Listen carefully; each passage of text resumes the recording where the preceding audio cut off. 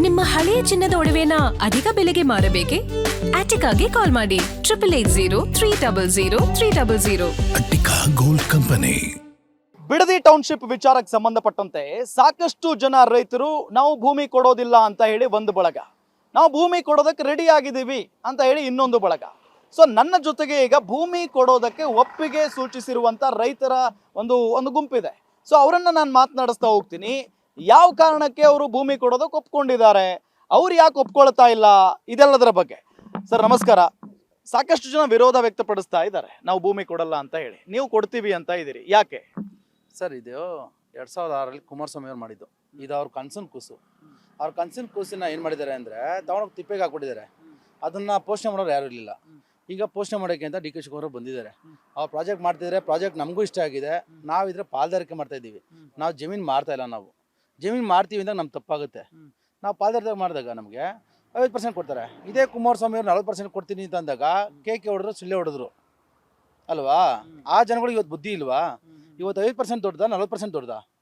ಆಗಿನ ಕಾಲದಲ್ಲಿ 22 ಲಕ್ಷ ಜಮೀನು ಮಾಡ್ತೀನಿ ಅಂತ ಹೋದ್ರು. ಇವತ್ತು 2.25 ಕೋಟಿಯಿಂದ 2.5 ಕೋಟಿ. ಅದೇ ದುಡ್ಡನ್ನ ಅವತ್ತು ಅವರು 22 ಲಕ್ಷಕ್ಕೆ ಮಾಡಿದರೆ ಇವತ್ತು ಎಷ್ಟು ಜನ ಹಾಳಾಗೋಗ್ತಿದ್ರು ಜನಗಳು. ಈಗ ಒಂದು ಹಿಂದುಳಿದ ವರ್ಗನೇ ಆಗಿರ್ಬೋದು, ಇಲ್ಲ ಪರಿಶಿಷ್ಟ ಪಂಗಡ ಆಗ್ಬೋದು, ಅವ್ರ ಜಮೀನು ಯಾರು ತಗೊಳ್ತಾರೆ? ಈಗ ಅವ್ರು ಮುಂದಕ್ಕೆ ಬರಬೇಕು ಅಂತ ಅವ್ರ ಮನಸ್ಸಲ್ಲಿ ಇರುತ್ತಲ್ವಾ? ಈಗ ಇದೇ ಅಲಾರ್ಸಂದಕ್ಕೆ ಹೋದರೆ ಎಲ್ಲ ಫಿಲ್ಟ್ರುಗಳು ಮಾಡಿ 20 ವರ್ಷದಿಂದ ಭೂಗರ್ಭನ ಅಗದು ಅದರಲ್ಲಿರೋ ಇದೆಲ್ಲ ತೆಗೆದುಬಿಟ್ಟಿದ್ದಾರೆ ಸಂಪತ್ನೆಲ್ಲ. ಇನ್ನೇನು ಇಲ್ಲ.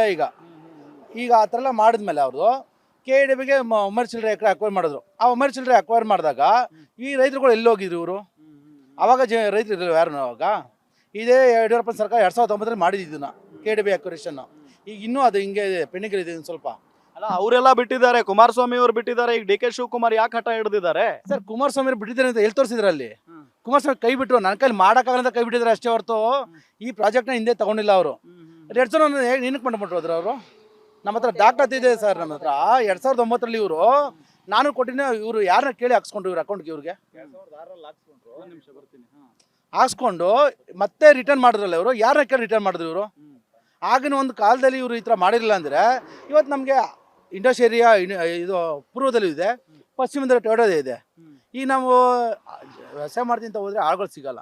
ಆಳುಗಳು 700 ರೂಪಾಯಿ ಕೊಡ್ಬೇಕು ನಾವು ದಿನಕ್ಕೆ. ಅದು ಬೆಳಗ್ಗೆ 10 ಗಂಟೆಗೆ ಬರ್ತಾರೆ, ಸಂಜೆ 4 ಗಂಟೆಗೆ ಹೋಗ್ತಾರೆ. ಅವ್ರು ಮಾಡೋದಷ್ಟೇ ಕೆಲಸ ಮಾಡಿಸ್ಕೋಬೇಕು. ನಾವು ಉದ್ಧಾರ ಆಗೋದ್ರೆ ಯಾವ ಥರ ಉದ್ಧಾರ ಆಗೋದು ನಾವು?